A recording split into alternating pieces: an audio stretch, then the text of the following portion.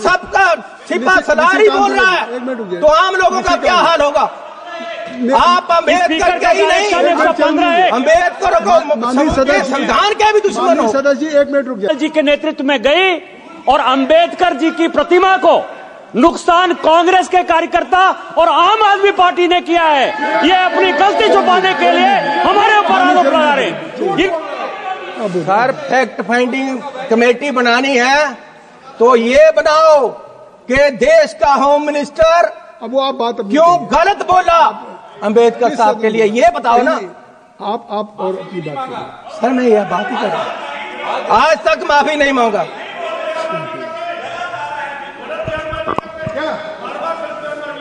Sir मैं आपको बेनती करना चाहता हूं कि देश में नफरत का बीज बोया जा रहा है। दलितों को दबाने के लिए, मिनॉरिटी को दबाने के लिए, हर वर्ग को, किसानों को, किसान वहां अंबाला में धरने पे बैठे हैं, मरण वर्त में बैठे हैं, कोई सुनवाई नहीं। अब कह रहे जी आप 14 तारीख जब सेशन खत्म हो जाएगा उसके बाद आना, वादा कर गए हैं। वो 5वें रोज का किसी से सुन लिया होगा, दिन में 4 दिन की है। किसानों के साथ हर जगह नफरत का बीज बोया जा रहा है। लेकिन मैं एक बात कह देना चाहता हूं कि ये आने वाली किताबों में लिखा जाएगा, ये आने वाली किताबों में लिखा जाएगा कि आपने राज किया और देश में नफरत फैलाई। माननीय चेयरमैन साहब, अब वादे देखो, कहते जी काला धन वापस लेकर आएंगे। सर हमारे पंजाब के ट्रांसपोर्टर 1914 में बहुत सारे कलकत्ता चले गए कि बंदरगाह पे काला धन आएगा, हमें काम मिलेगा। आज तक कोई काला धन नहीं आया। फिर कहते हैं जी 15 लाख रुपए अकाउंट में आएंगे, आज तक कुछ नहीं आया।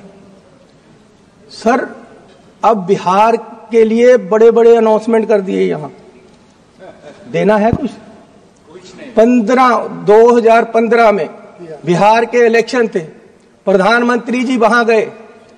अब प्रधानमंत्री जी का बोलने का लहजा तो आपको पता ही है, उससे ऊपर कुछ नहीं है। जिस तरीके से वो व्याख्या कर सकते हैं, लेक्चर कर सकते हैं, लोगों को जचा सकते हैं कोई बात, उससे ऊपर कुछ नहीं। वहां ऐसे खड़े हो गए और बोला कि आज ही पैकेज अनाउंस कर दूं क्या? बिहार के लोगों को बोल रहे रैली में।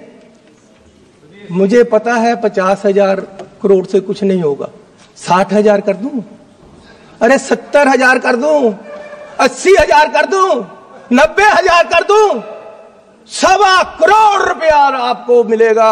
1.25 करोड़ लाख बिहार को मिलेगा। 1.25 लाख करोड़ सर, 1.25 लाख करोड़, 1.25 लाख आपने सही कर दिया। सर कितने मिले बिहार को? सर आपने मुझे सही कर दिया, आपको भी याद है, आपको बहुत अच्छा लगेगा दोबारा वो देखना एक बार वीडियो निकाल कर, कितने मिले बिहार को। तब फिर बिहार के ऊपर क्यों लगाने के? और आज फिर, आज आप तो यही कह रहे हैं ना बिहार के लिए दिया जा रहा है। आज फिर बिहार को कह दिया बस अड्डा मिलेगा आपको, इतने पैसे मिलेंगे, इलेक्शन आ रहे, सब कुछ मिलेगा। मिलना मिलाना कुछ नहीं। फिर दोबारा तो क्यों झूठे वादे करके लोगों को हर समय ये पीछे लगाते हैं और हर समय लोगों के साथ धोखा होता है। मैं ये आपसे पूछना चाहता हूँ। Kindly conclude. सर अभी तो मैं शुरू हुआ हूँ। अरे आपका 12 मिनट हो चुका। सर मेरी बात सुनो।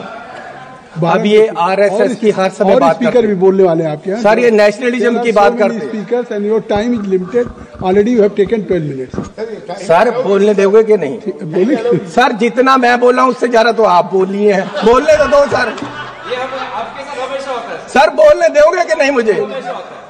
अब जब भी मैं बोलता हूं आप जैसे महानुभाव को यहाँ लगा दिया जाता है, वो मुझे बोलने ही नहीं देते। ऐसा नहीं, आप तो मेरे वेल विशर हो ये कह रहे हैं। ये नहीं कह रहे थे। अरे अब वो खड़े हो गए हैं। अरे गाँव तो बसने दो, तभी मांगते आएंगे ना यार। अभी पानी आया नहीं, मौजे खोल भी लिए आपने, बोलने तो दो मुझे।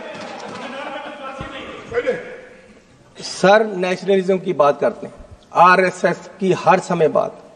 मैं पूछता हूं कभी आप बताओगे कि आपका देश की आजादी में क्या योगदान था?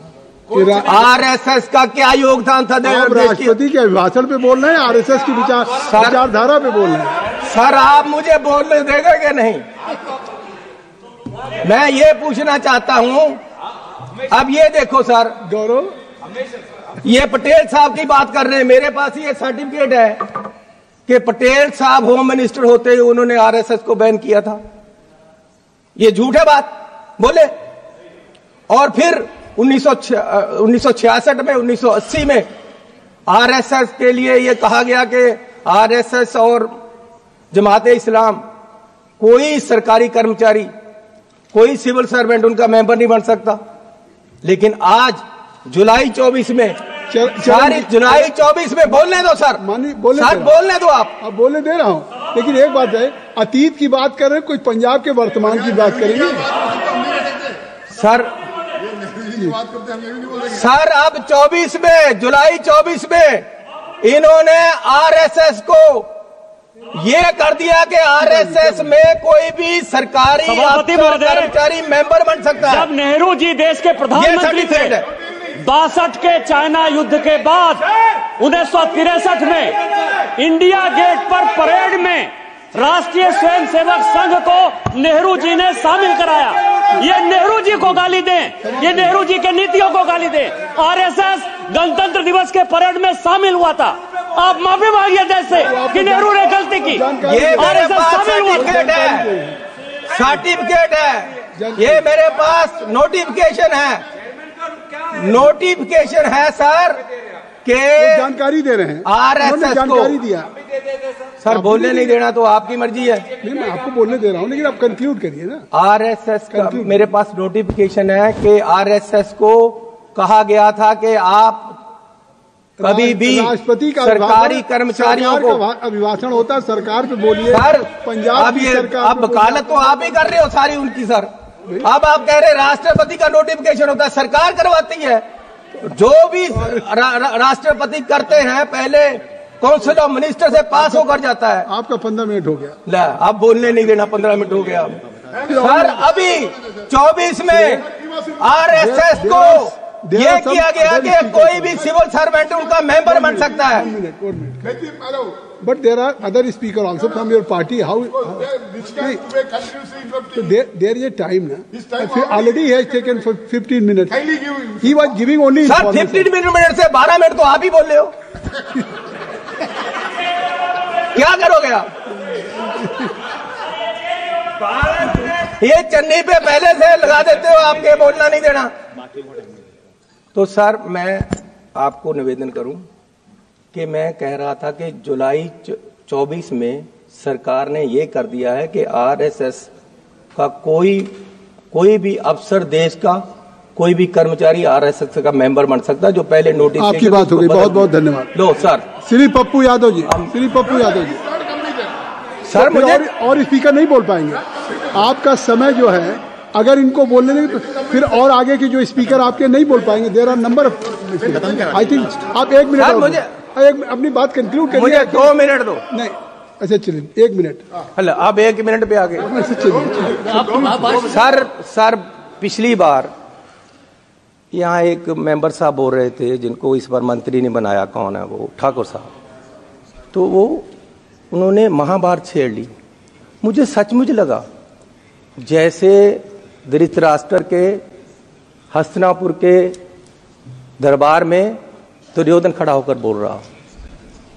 सर उन्होंने, जैसे दुर्योधन ने उस समय पांडवों पे, अर्जुन पे क्वेश्चन उठाया था कि जी इनकी जात और जन्म के बारे में, उन्होंने राहुल गांधी की ओर उठाया। सर ये करोगे आप? ये चलेगा? ये देश में होगा? बहुत बहुत धन्यवाद। श्री पप्पू यादव, श्री पप्पू यादव जी हो गए। श्री पप्पू तो देश में नफरत फैलाने का काम आज ये लोग कर रहे हैं, और बात आपकी देश की अखंड एकता और अखंड